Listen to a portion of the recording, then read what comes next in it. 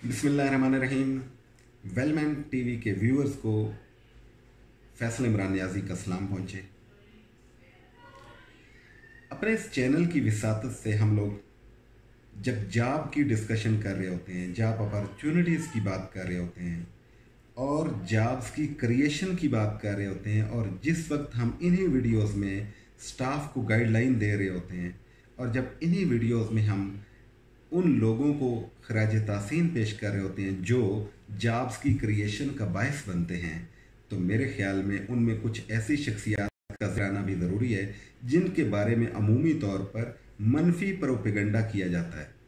तो आज की वीडियो जो है ये मलिक रियाज हुसैन साहब के हवाले से है, जो कि बहरिया टाउन के ओनर हैं या चेयरमैन कहा जा सकता है उन्हें, जो कि मीडिया पर बहुत कम आते हैं और मीडिया पर उनका नाम भी डायरेक्टली लिए जाने के से हट के बिजनेस टाइकॉन या कारोबारी शख्सियत के नाम से उन्हें याद किया जाता है।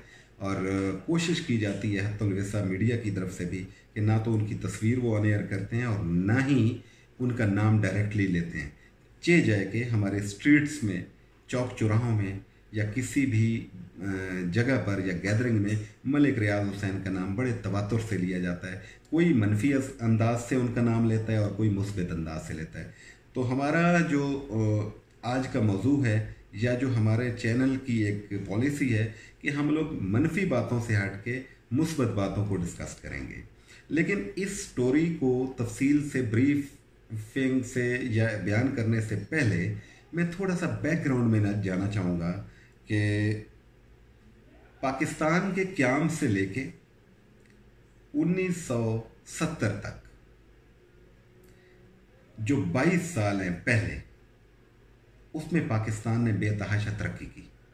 सनत व हरफत का मामला हो, लेबर का मामला हो या किसी भी फाउंड्रीज की बात हो रही हो, मिलों की बात हो रही हो, तो पाकिस्तान का जो तरक्की का ग्राफ था बहुत ऊपर जा रहा था और तेज़ी से ऊपर जा रहा था। और जनूबी एशिया में सबसे ज़्यादा तरक्की पजीर ममालिक में जो तरक्की की रेशो थी वो पाकिस्तान की थी, जिसमें पाकिस्तान के अंदर रूस के ताउन से स्टील मिल आई थी। नहरी निज़ाम एक बेहतर अंदाज से चलाया गया था। मुख्तलिफ़ किस्म के ग्रुप्स बड़े अच्छे अंदाज से काम कर रहे थे, जिसमें से साबिक वज़ीर आज़म मियाँ मोहम्मद नवाज़ शरीफ साहब के जो वालिद साहब थे मियाँ शरीफ, उनकी इत्तेफाक फाउंड्री सर फहरिस्त है। या इसके अलावा सैकल ग्रुप्स हैं, कपड़े की सनत थी, मशीनरी, स्पेयर पार्ट्स, और करीब था कि पाकिस्तान अपनी कार लॉन्च कर देता या अपनी गाड़ियां या ट्रैक्टर्स या मशीनरियां लॉन्च कर देता। जिस तरीके से इंडिया में टाटा ने बहुत ज़्यादा तरक्की की और इसके अलावा वो अब अपनी गाड़ियां खुद असेंबल करते हैं, खुद बनाते हैं। और यही वजह है कि उनकी तरक्की के पीछे कि बहुत सारी बड़ी कंपनी जिसमें एप्पल और मर्सिडीज़ है, उन्होंने भी अपने कारखाने जो हैं या अपने जो ऑफिसेज हैं वो इंडिया में मुंतकिल किए हैं। तो ये जो पहले 22 साल थे इसमें बेतहाशा और तरक्की भी हो रही थी और ग्राफ जो तरक्की का था वो बड़ी तेज़ी के साथ ऊपर जा रहा था। लेकिन उस वक्त फिर रजीम चेंज हुई, भुट्टो साहब इलेक्शन होते हैं, भुट्टो साहब, पाकिस्तान टूट जाता है, दो हिस्से हो जाते हैं। अयूब खान साहब की हुकूमत ख़त्म हो जाती है, भुट्टो साहब की जो पार्टी है वो बरसर इक़्तिदार आ जाती है। उसके कई मुस्बत पहलू भी सामने आए और जो मनफी पहलू सामने आए थे, आज अगर उसको डिस्कस करें तो उनका जो सबसे बड़ा यहाँ पे ब्लंडर कहेंगे, नेशनलाइज करना मशीनरियों को, मिल्स को या मुख्तलिफ़ किस्म के ऑर्गेनाइजेशन को उन्होंने जो प्राइवेट शोबे में थी नेशनलाइज कर दिया। यानी अगर किसी आप ऑर्गेनाइजेशन के ओनर आप हैं, आपने बड़ी मेहनत की है और उसको मेहनत करने के से लेके आपने बड़ी अनथक कोशिशों के साथ उसको यहाँ तक पहुँचाया हो और अचानक एक दिन पता चले कि आप अपने ऑफिस में घुस भी नहीं सकते और वहाँ पर कोई ऐसा शख्स जो बिल्कुल गैर मारूफ है, जिसको इस काम का कोई पता नहीं है, वो वहाँ पे एमडी बन के बैठा हुआ है और आपका उससे ताल्लुक़ ख़त्म हो गया है। तो ये बड़ी अजीब व गरीब सिचुएशन थी। तो मुख्तलिफ़ जो अदारे थे वो कौमिया लिए गए, प्राइवेटाइजेशन की बजाय उनको नेशनलाइज कर दिया गया। बहुत सारे अदारे जो थे, बहुत सारे जो लोग थे, उन्होंने नए सिरे से काम जब शुरू किया तो उस वक्त ज़ियाउल हक साहब की हुकूमत आ चुकी थी, लेकिन कम से कम 10-12 साल में वो जो फाउंड्रीज़ या वो जो मशीनरियाँ या वो जो अदारे थे वो तबाह हो चुके थे, क्योंकि उन पर नए लोग आके बैठ गए थे। इसके बाद ज़ियाउल हक साहब के दौर में दोबारा लोग आए, या फिर कुछ लोग बाहर चले गए मुस्तकिल तौर पर, और वहाँ उन्होंने यही काम किया। और आज अगर आप बैरून ममालिक में देखते हैं वो पाकिस्तानीज़ ओवरसीज़ जिनका नाम इस वक्त इंटरनेशनल मीडिया में आ रहा होता है, तो वो कम बेश वही लोग हैं जो यहाँ से कारोबारी तौर पर वहाँ चले गए थे। उन्होंने मेहनतें की और वहाँ जाके उन्होंने वो अदारे बनाए, और आज वो कामयाबी से चल रहे हैं, और वो प्राइवेट सतह पे चल रहे हैं, वो नेशनलाइज नहीं चल रहे। ये था थोड़ा सा बैकग्राउंड, ताकि आप समझ सकें कि मैं बात क्या करना चाह रहा हूँ। अब आ जाते हैं मलिक रियाज हुसैन साहब की तरफ। इस चीज़ से कतई नज़र कि बहरिया टाउन क्या है, इस चीज़ से कतई नज़र कि मलिक रियाज हुसैन अनपढ़ हैं या पढ़े लिखे हैं, इस चीज़ से कतई नज़र कि उनका काम हुकूमतें गिराने या बनाने में आता है, इस चीज़ से कतई नज़र कि उनका नाम या उनका जो हेलीकॉप्टर है वो कभी किसी एक सियासी जमात के लीडरान के ज़ेर इस्तेमाल होता है, और कभी उनका हेलीकॉप्टर किसी दूसरी जमात के लीडरान के ज़ेर इस्तेमाल होता है। हम इन सारी चीज़ों की नफ़ी करते हुए अगर एक मुस्बत पहलू को देखें तो याद रखिए, आज पाकिस्तान में लाखों घरानों का, वो एक आम लेबर से लेकर बहरिया टाउन की जहाँ तक मैनेजमेंट है, लाखों घरों का जो चूल्हा है वो मलिक रियाज हुसैन की बहरिया फाउंडेशन के हिसाब किताब के तहत चल रहा है, और उसकी देन है, जिसमें एक मज़दूर भी काम कर रहा है, जिनको खाना तक फराम किया जाता है, रिहाइशें फराम की जाती हैं, उसमें मैनेजमेंट है, उसको खाना दिया जाता है, उनको रिहाइशें तो शायद ना दी जाती हों लेकिन गाड़ियाँ दी जाती हैं, उनका एक मैकेनिज़्म है बाकायदा तौर पर। ये एक मुस्बत पहलू है। दूसरा मुस्बत पहलू, हम इन मुस्बत पहलुओं को फिर ब्रीफली बयान भी कर देंगे।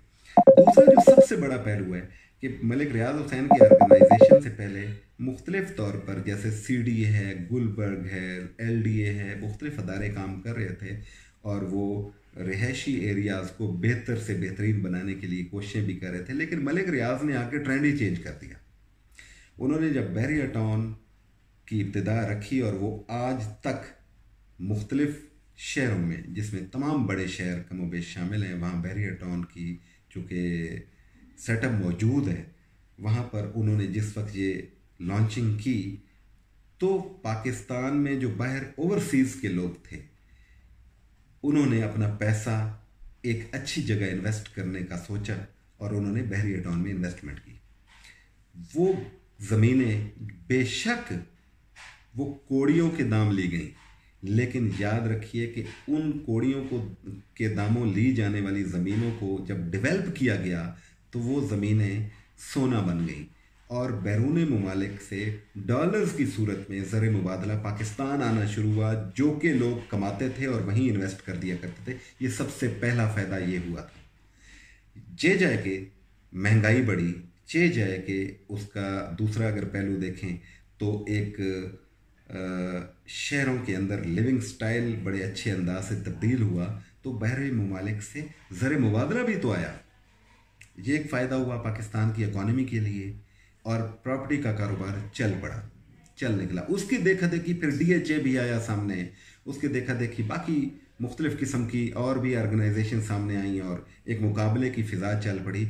लेकिन जो म्यार और स्टैंडर्ड बहरिया टाउन ने कायम किया, उस म्यार और स्टैंडर्ड को बाकी लोगों ने भी कॉपी करने की कोशिश की, कुछ कामयाब रहे, कुछ नाकाम रहे, लेकिन कहीं से भी आया, कहीं किसी भी तरह से आया, बैरून ममालिक से पैसा पाकिस्तान में आया है, चाहे वो डॉलर्स की शक्ल में हो, चाहे वो जिस ज़रिए से भी आया हो, क्योंकि लोगों ने प्रॉपर्टी को ख़रीदना शुरू किया, प्रॉपर्टी को सेव किया, और अपने पैसे को भी सेव किया। खुद भले वो बाहर मुल्कों में रहे, लेकिन यहाँ पर भले उन्होंने अपनी प्रॉपर्टीज़ को किराए पे चढ़ा दिया, लेकिन पाकिस्तान में पैसा भेजा। ये सबसे बड़ा तुरा इम्तियाज़ है उस मलिक रियाज हुसैन का, जिसको मीडिया में बिजनेस टाइकून कहते हैं, जिसको अखबारात में कारोबारी शख्सियत लिखा जाता है, जिस पर यह इल्ज़ाम भी लगता है कि जी वो हुकूमतें गिराने का काम करता है। ठीक है, दूसरी बात, अब आ जाते हैं आम लेबर। आम लेबर में एक आम दिहाड़ीदार मजदूर से लेकर मेजर या जनरल रैंक के retired army officers barrier town में काम कर रहे हैं। मजदूर की जो तनख्वाह है उससे कहीं ज़्यादा उनकी तनख्वाहें हैं, मुराद भी ज़्यादा हैं। लेकिन याद रखिए, कहीं पर भी जब कोई सिस्टम ऑर्गेनाइज्ड तरीके से ना चले तो वो ऑर्गेनाइजेशन चल ही नहीं सकती। मलिक रियाज हुसैन पर यह इल्ज़ाम भी लगता है कि जनाब जो भी फ़ौज से बंदा रिटायर्ड होता है, फ़ौज को ऐਵੇਂ बदनाम किया वो लोगों ने कि जो भी फ़ौज से रिटायर होता है जनरल या कर्नल, वो सीधा बैरियर टाउन में नौकरी की दरख्वास्त दे देता है या उसको ऑफ़र पहले ही आ चुकी होती है कि आप हमें ज्वाइन कर लें।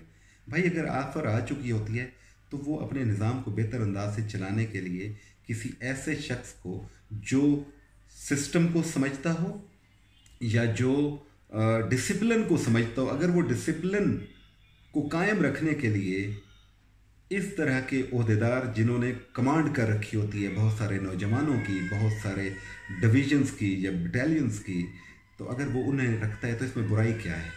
इसमें ना तो मलिक रियाज हुसैन का कसूर है और ना ही उन जर्नैलों का कसूर है या कर्नल का कसूर है जो वहाँ पे जॉब करते हैं। कहीं पे भी जॉब करनी है उन्होंने। एक आम फौजी जवान तो जिस वक्त रिटायर्ड होता है उस बेचारे के लिए तो एक गार्ड की नौकरी होती है, या तो बैंक के सामने सारा दिन बंदूक उठाए खड़ा होता है, या फिर वो जो है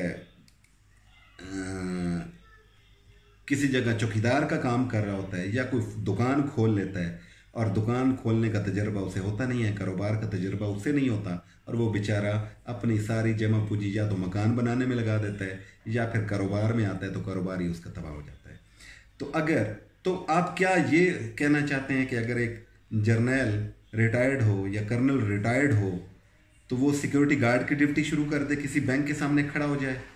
अगर उसके पास एक्सपीरियंस्ड है और वो अगर डिसिप्लिनरी तरीके से उस निज़ाम को चला सकता है जिस निज़ाम के तहत उसको ऑफ़र की गई है, तो क्या इसमें बुराई क्या है? यहाँ तक दो बातें हो गई। अब तीसरी बात आ जाती है मुख्तलिफ़ किस्म के हॉस्पिटल्स या रफ़ाई काम। रफ़ाई कामों में बैरियर टाउन ने हमेशा अव्वलीन कोशिश की और हर मैदान में पहले नंबर पर रहा। चाहे वो सैलाब की कंडीशन हो, चाहे वो कहत की पोजीशन हो, चाहे वो ज़ल्ज़ले की पोजीशन हो, चाहे वो किसी जगह तरक्याती मामलात हों, चाहे वो मसाजिद का मामला हो, चाहे लोगों की खिदमत।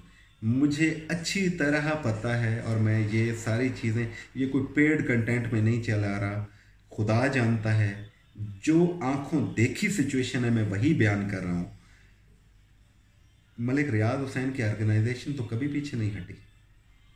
या तो सैलाब आता है तो आपकी फ़ौज पहुँचती है, या सैलाब आता है या कोई और मुल्क पे वबा गिरती है या ज़ल्ज़ला आता है तो आपकी फ़ौज सामने आती है, या फिर मलिक रियाज हुसैन की ऑर्गेनाइजेशन आती है। मैं और आप तो घर बैठे होते हैं, हम लोग तो खाली टीवी पे देख रहे होते हैं कि कितना नुकसान हो गया। हम लोगों तो कभी तौफीक ही नहीं हुई कि हम लोग ट्रक तो ना भरें, एक संदूक ही भर के दे दें किसी को। तो बात करना बड़ा आसान है, तनकीद करना बड़ा आसान है, लेकिन सच तो ये है कि उस जैसा बनना बहुत मुश्किल है। मलिक रियाज हुसैन जैसा कोई बन नहीं सकता। उसके बाद उस पर एक और तनकीद होती है जी कि वो अनपढ़ आदमी है। बहुत अच्छी बात है, आप दुनिया में पहले दूसरे नंबर से लेकर आप 100वें नंबर तक चले जाएं, 99% लोग जो बिलियनर्स हैं, जो अमीर तरीन अफराद की फोर्ब्स को आप चेक कीजिए, लिस्ट है, और उन लोगों का अगर तालीमी स्ट्रक्चर देखें तो वो अनपढ़ हैं अक्सरियत, या वाजबी पढ़े लिखे हैं। पढ़ा लिखा होना क्या ज़रूरी होता है किसी ऑर्गेनाइजेशन को चलाने के लिए? ये कहाँ लिखा हुआ है कि जब तक आप MA या मास्टर या ग्रेजुएशन नहीं कर लेते, उस वक्त खुदा के बंदो, हमारे यहाँ ग्रेजुएट या मास्टर निकलता है तो डिग्री हाथ में लेके फिर रहा होता है, उसे जॉब नहीं मिलती, और यही बैरियर टाउन उसके काम आता है, चाहे वो लेबर की सूरत में ही क्यों ना हो। और उसी तनख्वाह पर एक अनपढ़ भी काम कर रहा होता है और उसी तनख्वाह पर मास्टर डिग्री वाला भी काम कर रहा होता है। तो ये क्या बात हुई कि मलिक रियाज हुसैन पढ़ा लिखा नहीं है? पढ़ा लिखा ना होना कोई जुर्म नहीं है, भीख मांगना जुर्म है। डिग्री आपके हाथ में हो, हुनर आपके पास कोई ना हो, और आप इधर उधर भटक रहे हो, ये जुर्म है, इसमें शर्म आनी चाहिए। ये पढ़ा लिखा ना होना, ये कौन सा जुर्म है उसका। उसके बाद आ जाते हैं जी हुकूमतें गिराने का इल्ज़ाम। मैंने अगर मैं नाम लूं तो पाकिस्तान पीपल्स पार्टी की हुकूमत थी, मलिक रियाज हुसैन का हेलीकॉप्टर जिस पे बहरिया डॉन का वाज़े मोनोग्राम लगा हुआ होता है, वो आज़ाद कश्मीर से लेकर गवादर तक बिलावल साहब की सवारी हुआ करता था। फिर मैं अगर बात करूं पाकिस्तान तहरीक इंसाफ की, तो बहरिया टाउन, ये अलकादर यूनिवर्सिटी, ये जो केस चल रहा है इस वक्त, लेन देन हुआ, जो भी हुआ, हमें इससे मतलब नहीं है हुआ क्या।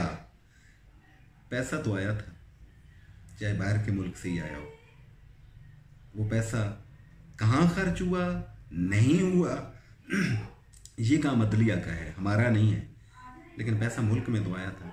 ये आपकी जिम्मेदारी है। मेरे पास डॉलर्स हो, मेरे पास पैसे हो, मैं उसे शाखर्चियों में उड़ा दूं, या मैं उसकी कोई एम्पायर खड़ी कर दूं बिजनेस की, या उसे खाने पीने पे लगा दूं, या किसी की मदद पे लगा दूं, ये तो मेरा फेल है ना।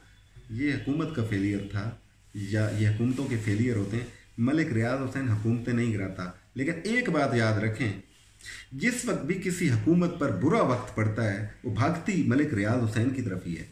चाहे वो मुस्लिम लीग नवाज हो, चाहे वो पीडीएम हो, चाहे वो पाकिस्तान पीपल्स पार्टी हो, चाहे वो पाकिस्तान तहरीक इंसाफ हो, ये भागती रफाई कामों के लिए या गारंटीज के लिए मलिक रियाज हुसैन की तरफ ही हैं। अब आ जाते हैं अगले इल्ज़ाम पे, मीडिया उनका नाम क्यों नहीं लेता। ये बड़ा इंपॉर्टेंट है। मलिक रियाज हुसैन का नाम मीडिया इसलिए नहीं लेता कि मलिक रियाज हुसैन ने यही बात करने से ही तो मना किया हुआ है कि मेरा नाम मत लें, वरना मलिक रियाज हुसैन का नाम मीडिया एक 24 घंटे में इतनी दफ़ा ले कि आप भूल जाएंगे बाकी सारी चीज़ें, आप समझेंगे कि है ही मलिक रियाज पाकिस्तान में, और कुछ है ही नहीं। ना कोई अच्छाई हो रही है, ना बुराई हो रही है, सिर्फ मलिक रियाज हुसैन ही चल रहा है। अगर उसने एक दिन के लिए भी इजाज़त दे दी मीडिया को कि मेरा नाम लेना शुरू कर दें, कारोबारी शख्सियत इसलिए कहा जाता है उसे। और दूसरी बात, क्या आप लोग, फिर अब पहली सेगमेंट की तरफ चलते हैं कि जब नेशनलाइज किया गया था, क्या आप लोग चाहते हैं कि मलिक रियाज हुसैन जो पैसा बैरून मुमालिक से पाकिस्तान में लाया है, डायरेक्टली या इनडायरेक्टली, पाकिस्तान के अंदर रहते हुए बहरिया टाउन चला के, बहरिया टाउन के प्लॉट्स, मकानात, ज़मीनें बेच के जो पैसा ज़र मुबादला की सूरत में बाहर के मुमालिक से पाकिस्तानियों ने, ख़ासतौर पर ओवरसीज़ पाकिस्तानियों ने मुल्क में भेजा है, क्या वही मलिक रियाज हुसैन यही प्रोजेक्ट उठाए अपना और किसी दिन मलेशिया जा बैठा हो? वो एशिया का सबसे बड़ा डेवलपर है, और एशिया के सबसे बड़े डेवलपर के लिए क्या आप यही चाहते हैं कि वो अपना माल मड्डी उठाए यहाँ से और दुबई जाके इन्वेस्टमेंट शुरू कर दे? तो याद रखिए, यही पाकिस्तान की प्रॉपर्टी खरीदने वाला भी कोई नहीं होगा और दुबई की प्रॉपर्टी मिलेगी नहीं। क्या वो अमेरिका ले जाए ये निज़ाम? क्या वो यूके ले जाए? वहाँ पे तो हुकूमतों ने ऑलरेडी इतना अच्छा निज़ाम बना रखा है कि वहाँ पे किसी डेवलपर की ज़रूरत ही नहीं है। वो लोग खुद डेवलपमेंट कर रहे हैं। हमारे यहाँ डेवलपमेंट भी नहीं हो रही, हुकूमतें भी नाकाम हैं, खाना फराम नहीं कर सकती, दवाई फराम नहीं कर सकती, वो ऑर्गेनाइजेशनें चला रहा है, खाना दे रहा है। देने वाली ज़ात अल्लाह की है, ज़रिया तो वो बन रहा है ना भाई। हॉस्पिटल्स चला रहा है, रफाई काम कर रहा है। पाकिस्तानी ओवरसीज़ जो है उस पर एतमाद करते हुए पाकिस्तान में पैसा भेज रहे हैं। तो फिर जब हुकूमतें कुछ भी करने में कामयाब नहीं हैं, तो मलिक रियाज हुसैन अगर अच्छी मैनेजमेंट के लिए आर्मी के रिटायर्ड लोग रखता है, या मलिक रियाज हुसैन ज़हीन दिमागों पर हुकूमत करता है, और मलिक रियाज हुसैन की तरफ जब आप मदद के लिए भागते हैं, तो उस वक्त तो वो ठीक होता है, यानी मीठा हप हप और कड़वा थू थू। और जब वही मलिक रियाज हुसैन किसी और की सपोर्ट करता है, वो उसकी मजबूरी है। हुकूमतों के साथ चलना उसकी मजबूरी है। मैं बताता हूँ, जब नहीं चलती हुकूमत के साथ आप, तो आप पे क्या असरात पड़ते हैं। ताज़ा तरीन मिसाल देता हूँ मैं। पहली मिसाल, सेंटारस माल जब बन रहा था स्टे हो गया। किसकी हुकूमत थी सबको पता है, किसने करवाया था हर बंदा जानता है, नाम ना ले वो अलग बात है। प्रेशर पड़ा, हिस्सा दो, दिया या नहीं दिया मुझे नहीं पता, इल्ज़ाम है या हकीकत है मुझे नहीं पता इस चीज़ का, लेकिन ये बात हर शख्स जानता है, आप भी जानते हैं। मैरियट होटल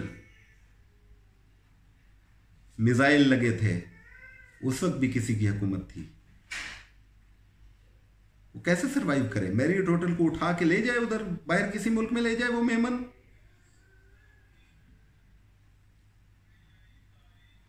और अभी फिर देखिए जरा, वही सेंटोरस माल हुकूमत, आज़ाद कश्मीर का वजीर आज़म था, और वजीर आज़म होने के बावजूद फारे हो गया ना। फारे क्या होना था, पार्टी छोड़ बैठा है कि या पार्टी रखूं, पार्टी तो फिर मिल जाएगी, अगर ये सब कुछ चला गया तो कुछ भी, पार्टी भी हाथ से जाएगी। और आपका क्या ख्याल है कि जितनी पार्टीज़ हैं ये गरीब लोगों की पार्टीज़ हैं, ये इन्वेस्टर्स की पार्टीज़ हैं, बड़े इन्वेस्टर्स की पार्टियां हैं। आप जितने अच्छे नजरियाती हो जाएं, आप जितने अच्छे मेहनती हो जाएं, आप जितनी मारें खाने वाले बन जाएं, सिक्का उसका चलेगा जिसके पास सिक्का होगा, चाहे वो जमात इस्लामी हो, चाहे वो तहरीक इंसाफ हो, चाहे वो नवाज लीग हो, चाहे पीपल्स पार्टी हो, चाहे वो अवामी नेशनल पार्टी हो। और आप लोग ही तो इल्ज़ाम लगाते रहते थे अवामी नेशनल पार्टी पे, इजी लोड बाबा, इजी लोड बाबा। जब आप लोग इजी लोड बाबा के नाम से याद करें अगलों को, तो अगले इजी लोड क्यों ना लें भाई? आप लोग इल्ज़ाम लगाएं कि टिकट बिक रहे हैं पीपल्स पीटीआई में, तो क्यों ना बेचे टिकट फिर वो? हर चीज बिक रही है पाकिस्तान में, नजरिया बिक रहा है, लोग बिक रहे हैं, और इस बिकती हुई फॉर सेल सिचुएशन में अगर मलिक रियाज अच्छे कोई काम कर रहा है तो उसे करने दीजिए, उसे बिजनेस टाइकून रहने दीजिए, उसे कारोबारी शख्सियत रहने दीजिए, उसके हेलीकॉप्टर के अगर आपने झूले लेने हैं तो लेने दें, करते रहें। वो हुकूमतें नहीं गिराता भाई, वो अपने बिजनेस को सेव करता है। वही बिजनेस जिसके साथ मेरा अगर नहीं है तो सुनने वालों में से हजारों लोगों का मफाद जुड़ा हुआ है। क्या आप चाहते हैं कि मुल्क में एक ऑर्गेनाइजेशन अचानक बंद हो जाए, किसी भी वबाल का शिकार हो जाए और लाखों लोग फुटपाथ पे आ जाए सीधे? क्योंकि लिविंग स्टैंडर्ड आपका आपकी मौजूदा आमदन से चल रहा होता है, और आपकी मौजूदा आमदन अगर मलिक रियाज के ऑर्गेनाइजेशन में काम करने की वजह से अच्छी चल रही है, तो आप क्या चाहते हैं कि लोगों को आप फुटपाथ पे लेके आना चाहते हैं? ये मनफी सोचें खुदारा ज़हन से निकाल दीजिए। मलिक रियाज हुसैन ने मुल्क का बुरा नहीं किया। मलिक रियाज हुसैन ने बैरियर टाउन बनाया तो पाकिस्तान में बनाया, पाकिस्तान के हर शहर में अल्लाह करे वो बनाए, वो मियाँ वाली में बनाए, वो खुशाब में बनाए, वो छोटे शहरों में बनाए, वो बड़े शहरों में बनाए, जिधर मर्जी बनाए। भाई पैसा आना चाहिए, मुल्क को पैसे की ज़रूरत है। हमारे पास IMF की किस्तें देने के पैसे नहीं होते, डॉलर इसलिए महंगा हो जाता है। आप कहते हैं हुकूमत का फेलियर है, हुकूमत का क्या फेलियर है इसमें? हुकूमत ने डॉलर्स में पेश करना है। अब जो मफाद परस्त लोग बैठे हुए हैं डॉलर को वो दबा के बैठ जाते हैं, डॉलर ऑटोमेटिक महंगा हो जाता है।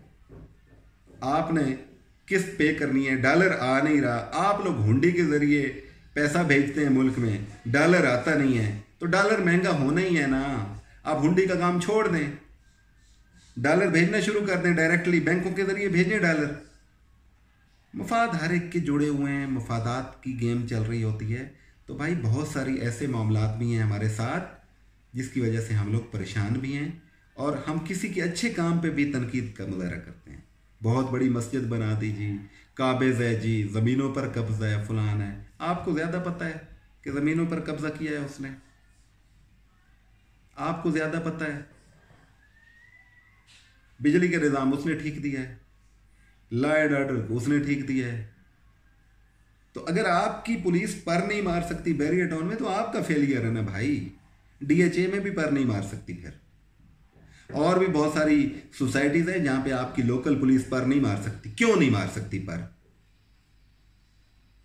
कुछ ना कुछ तो है ना।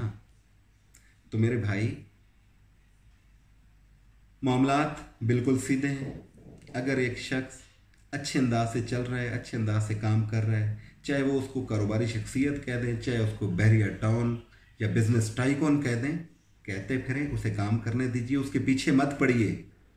ये जब आप लोग सोशल मीडिया पे उसके पीछे पड़ जाएंगे तो एक दिन ऐसा आएगा कि वो फिर भूटान चला जाएगा और वहां जाके कोई बिजनेस का प्रोजेक्ट कर लेगा। फिर आप परेशान होते और चिमटा बजाते रहिएगा कि यार हमारा मुल्क तो आगे नहीं चला जा रहा। वो जो पैसा किसी न किसी शक्ल में लीगल चलो तरीके से आ रहा है, जो इलीगल आ रहा है उसकी तो बात नहीं, जो लीगल आ रहा है उसको तो आने दीजिए ना यार, उसको बनाने दीजिए। वो 10 बैरियर टाउन और बना ले भाई। लीगल तरीके से तो पैसा आएगा ना कम से कम। जब लीगल तरीके से पैसा आएगा तो हमारे बहुत सारे मसाइल भी हल हो जाएंगे, याद रखिए। बहुत शुक्रिया। अगर आपको इस वीडियो के दौरान कोई भी बात अच्छी लगी हो और आप समझते हो कि आप और हम इस मौजू पर मुत्तफिक हैं, तो इस वीडियो को प्लीज़ शेयर कर दीजिए ताकि किसी और का भी माइंड जो है वो पॉजिटिव साइड पे भी सोच ले। किसी को मुस्बत तस्वीर भी दिखानी ज़रूरी है। बड़ी तनकीद हो जाती है, लोग कहते हैं ये तस्वीर जो है इसमें कान ठीक नहीं आया, नाक ठीक नहीं आया, मुंह ठीक नहीं आया। कोई ये नहीं करता कि वो कान ठीक कर दे, मुंह ठीक कर दे, नाक ठीक कर दे। तो जब ठीक नहीं कर सकते तो फिर खामखा उसमें खराबियां क्यों ढूंढते हैं भाई? काम करें। मेरे एक मेंटर थे और अल्लाह ताला उन्हें जहाँ भी रखे खुश रखे। वो कहते थे कि अगर गरीब काम नहीं करेगा तो भीख मांगेगा। तो क्या हमने भिखारी बनना है? आने दें पैसा, मुल्क तरक्की करेगा, कुछ ना कुछ बेनिफिशियरी हम लोग भी हो जाएंगे, मैं और आप भी हो जाएंगे। डायरेक्टली हमें कुछ ना मिले। जज़ाकल्लाह। और अगर कोई बात बुरी लगी हो तो भी वीडियो को शेयर कर दीजिए ताकि जिस तरह आपको बुरी लगी है वीडियो, इसी तरह बाकी लोगों को भी बुरी लगे और लोग लान तान शुरू कर दें। और अगर तारीफ अच्छी लगी है, मुत्तफिक है, तो भी शेयर कर दीजिए, और नहीं अच्छी लगी तो भी शेयर कर दीजिए ताकि आपके साथ बहुत से और लोग भी उस गलम गलोच में हिस्सा बन जाए कि शायद ये शख्स उनका कोई पेड एजेंट है। मैं किसी का पेड एजेंट नहीं हूँ, मैं अपनी ऑर्गेनाइजेशन चलाता हूँ भाई। लेकिन जिस वक्त से बिजनेस टाइकॉन की बात हो रही थी तो मुझे अपनी ऑर्गेनाइजेशन याद आ गई कि यार मैंने कितनी मेहनत की है इस पे। वेलपेन पे मैंने बहुत मेहनत की है और मेरी वजह से भी अल्लाह ताला की मदद से पता नहीं कितने घरों का चिराग जल रहा है, कितने घरों का रोज़गार चल रहा है और कितने लोगों को सर्विसेज दी। क्लाइंट भी दुआ देते हैं। लोग तो कहते हैं ना कि गरीब की दुआ लो, गरीब की दुआ, गरीब की नहीं, अल्लाह ताला सबकी सुनता है। अमीर की दुआ भी लो भाई, सिर्फ गरीब की दुआ लेने पे इन्हिसार मत करो। ये एक आम मिथ बन गई है कि जी गरीब की दुआएं लेनी चाहिए। अमीर भी दुआ दे सकता है, काम उसके काम तो आए, ज़रा काम आके तो देखें अमीर के। जब तक आप किसी के काम आपने आना नहीं होता और फिर कहते हैं जी फलां दुआ नहीं देता। बहुत शुक्रिया। अल्लाह ताला आप सबका हामी और नासिर हो। अगली वीडियो में मुलाकात करते हैं। जज़ाकल्लाह।